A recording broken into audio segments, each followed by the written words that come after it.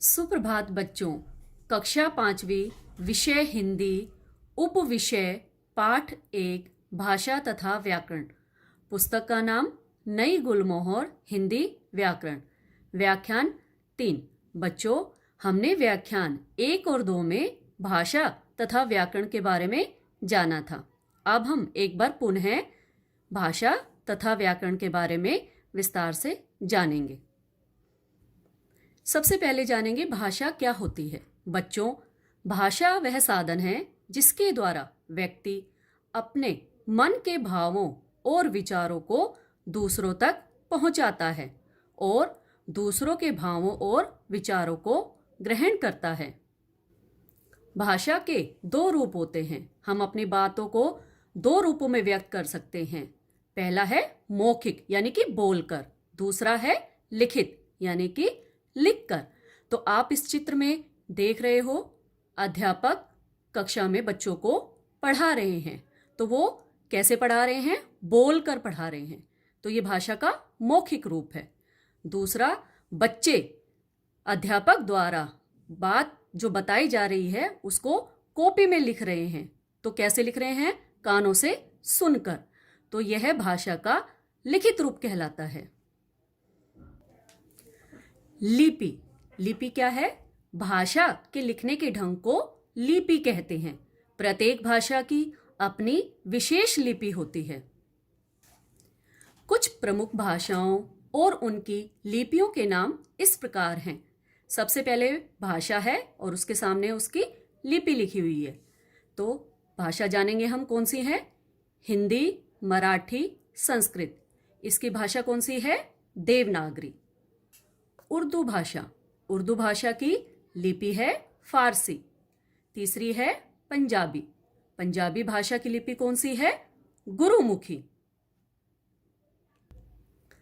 व्याकरण। अब हम व्याकरण के बारे में जानेंगे। व्याकरण क्या है? व्याकरण वह शास्त्र है जो हमें भाषा को शुद्ध रूप में लिखना, पढ़ना और बोलना सिखाता है। बच्चों, किसी भी भाषा को सीखते समय अनेक प्रकार की गलतियां होती हैं। इन गलतियों से बचने के लिए हम भाषा के नियमों की जानकारी होना बहुत जरूरी है। भाषा के नियम ही हमें यह बताते हैं कि कौन सा वाक्य शुद्ध है और कौन सा अशुद्ध। कोई वाक्य शुद्ध है या अशुद्ध है, ऐसा क्यों है? इन नियमों को जानकारी हमें व्याकरण से मिलती है। अतः हम कह सकते हैं कि व्याकरण वह शास्त्र है जो हमें भाषा को शुद्ध रूप में लिखना, पढ़ना और बोलना सिखाता है। अब हम इन 2 उदाहरणों के माध्यम से जानेंगे। पहला उदाहरण है, खरगोश को काटकर गाजर खिलाओ। बच्चों, व्याकरण की दृष्टि से यह वाक्य अशुद्ध है। शुद्ध वाक्य क्या होना चाहिए? गाजर काटकर खरगोश को खिलाओ। दूसरा वाक्य है, मामा जी मेरे लिए रसगुल्ले लाई। अब आप देख रहे हो, मामा जी तो क्या है? पुल्लिंग है, लेकिन जो पीछे क्रिया दी हुई है वो तो स्त्रीलिंग की है, लाई। इसलिए यह वाक्य अशुद्ध है। शुद्ध वाक्य क्या है? मामा जी मेरे लिए रसगुल्ले लाए। तो यह वाक्य शुद्ध है। व्याकरण के अंग। बच्चों, वर्ण, शब्द और वाक्य, इन तीनों के आधार पर व्याकरण को मुख्य 3 भागों में बांटा गया है। तो व्याकरण के मुख्य 3 अंग हैं। पहला है वर्ण विचार, दूसरा है शब्द विचार, तीसरा है वाक्य विचार। बच्चों, व्याख्यान 3 का आज का आपका गृह कार्य है पाठ 1, भाषा तथा व्याकरण से संबंधित प्रदत्त कार्य करो। आपको यह कार्य अपनी कॉपी में सुंदर व साफ लेख में करना है। प्रश्न 1, नीचे दिए गए प्रश्नों के उत्तर दीजिए। प्रश्न क, भाषा किसे कहते हैं? प्रश्न ख, भाषा के 2 रूपों के नाम लिखिए। प्रश्न ग, व्याकरण से आप क्या समझते हैं?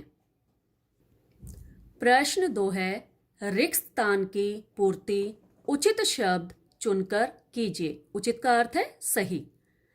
पहला क, हिंदी भाषा खालिस्तान लिपि में लिखी जाती है। आपके सामने 2 विकल्प हैं। आपको इनमें से सही विकल्प खालिस्तान में भरना है, रोमन या देवनागरी।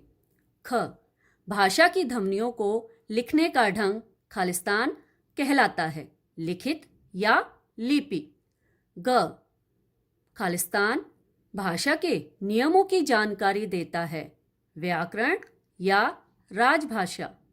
घ, खालिस्तान हमारी राजभाषा है, हिंदी या संस्कृत। प्रश्न 3, नीचे दिए गए सही वाक्य के सामने सही तथा गलत वाक्य के सामने गलत का निशान लगाइए। क, हिंदी भाषा की लिपि देवनागरी है।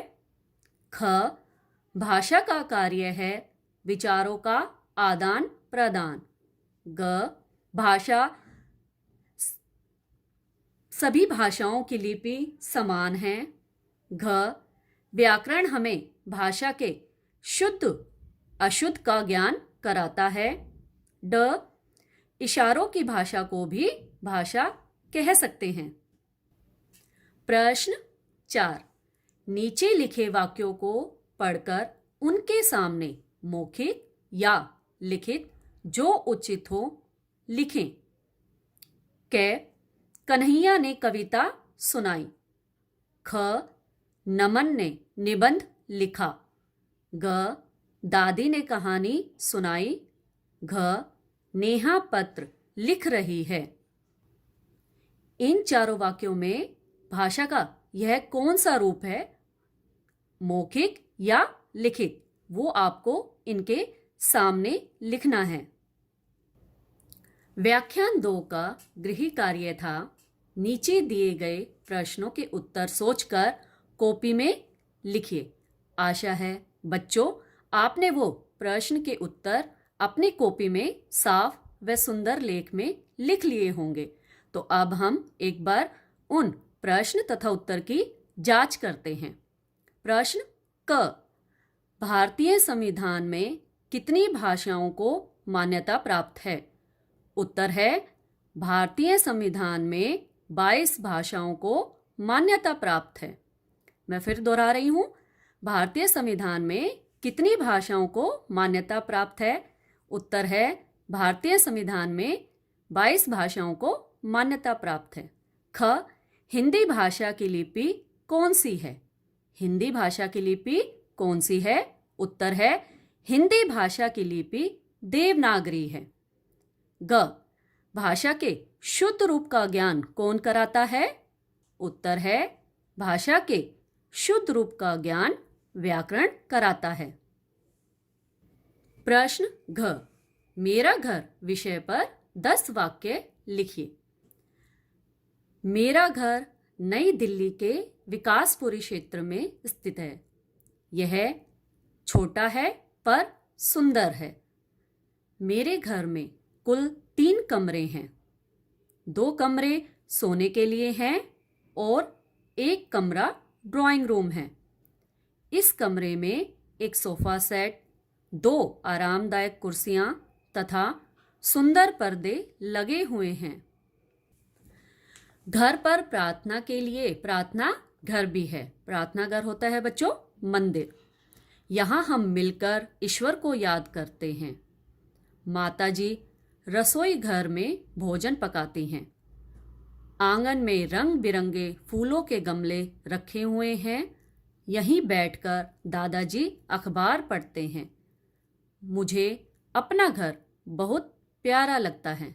तो बच्चों आपने भी अपने घर को देखते हुए ये 10 वाक्य मेरा घर विषय पर लिख लिए होंगे।